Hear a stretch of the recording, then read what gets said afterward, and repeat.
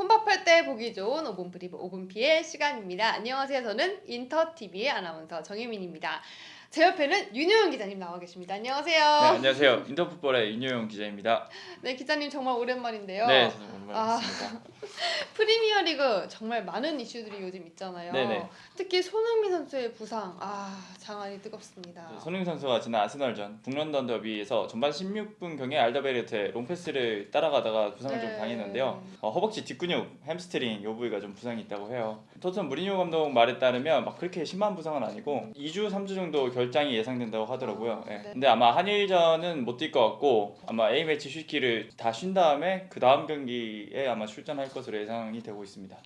네, 맞습니다. 정말 국내 축구 팬들의 정말 많은 이제 슬픔이 느껴졌었는데요. 네. 그만큼 한치 앞을 알 수 없는 프리미어 리그입니다. 효영 기자님이 오늘 소개해 주실 경기는 어떤 경기일까요? 네, 제가 오늘 소개해드릴 경기는요 3월 22일에 펼쳐지는 경기죠. 아스톤 빌라와 토트넘의 경기입니다. 최근 5연승을 달성하면서 승승장구하고 있는 토트넘인데요. 그러나 북런던 더비 충격패 이후 많은 것을 잃었죠. 이게 5연승을 이루면서 또 5위까지 올라갈 수 있는 네. 기회도 잃었는데요. 또 손흥민 선수까지 부상을 잃었죠. 역전패까지 당했죠. 네. 또 이게 더비다 보니까 이런 경기에서 패배하면 선수들 사기가 혹시 꺾일 수 있어서 이게 상당히 꺾이죠. 걱정입니다. 그래도 아직 희망은 좀 있습니다.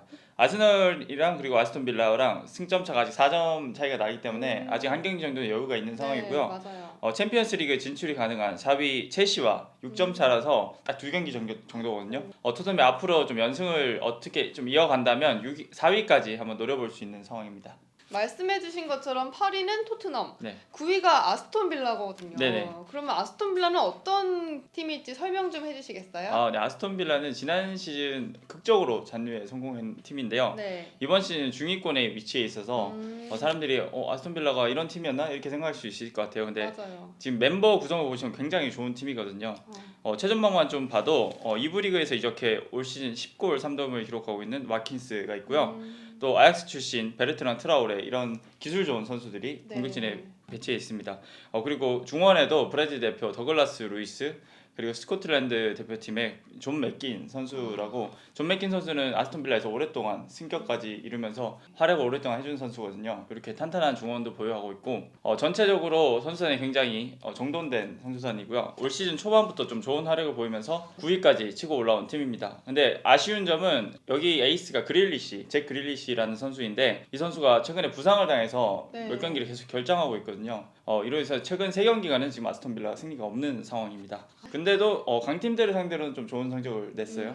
이번 시즌 초반에 리버풀을 7대2로 잡기도 했고요. 아스널을 상대로는 2연승을 기록했어요. 토트넘도 절대 방심할 수 없는 상대라고 할 수 있겠습니다. 하지만 토트넘은 유로파리그 이후 아스톤 빌라와의 일정도 소화를 해야 합니다. 19일 자그레브 원정인데요. 정말 빡빡해요. 네, 다른 상위권 팀들이 그렇듯이 유럽 대회 나가는 팀일수록 일정이 네. 빡빡할 수밖에 없습니다. 아무래도 주말 주중 이렇게 이어지는 연전이거든요. 네.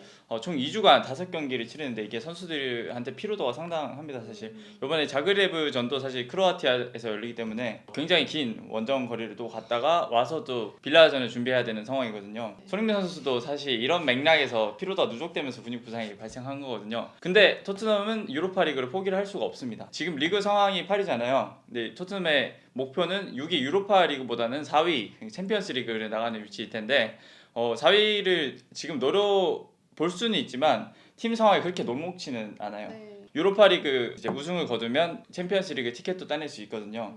그러니까 요 유로파리그 우승을 위해서 좀 준비를 해야 될 것 같습니다. 그래서 그런지 이번 경기는 정말 베일의 활약이 돋보여야 되는 경기인데요. 최근 경기력만 보면 정말 대단한 모습을 보이고 있어요.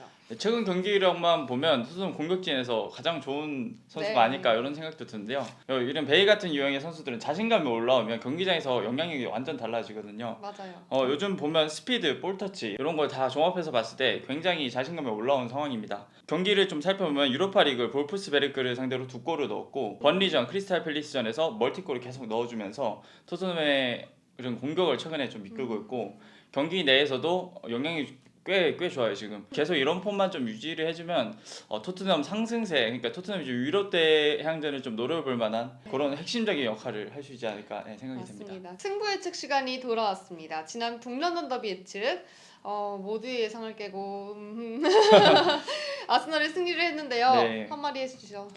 역시 축구공은 좀 둥글다는 얘기를 하고 싶고요. 또 분위기가 좋은 팀이 꼭 이기라는 법은 없는 것 같습니다. 그러면 이번 경기 승부 예측은 어떻게 될까요? 네, 이번 경기는 저는 무승부를 좀 예상을 하고 싶어요. 사실 좀 다득점이 날 상황도 아닌 것 같고 네. 토트넘이 주중 경기를 치러야 되는 일정까지 좀 소화를 하고 또 경기를 치러야 되기 때문에 아스톤 빌라 원정이 그렇게 쉬운 곳은 아니거든요. 절대 쉽지 않죠. 개인적으로 스코어까지 예상하면 한 1대1 정도 무승부를 1대1. 생각을 하는데요. 토트넘에게는 굉장히 어려운 경기가 될 것 같습니다. 좋습니다. 오늘 5분 PL은 여기까지였습니다. 영상이 즐거우셨다면 구독과 좋아요 눌러주세요. 안녕. 안녕.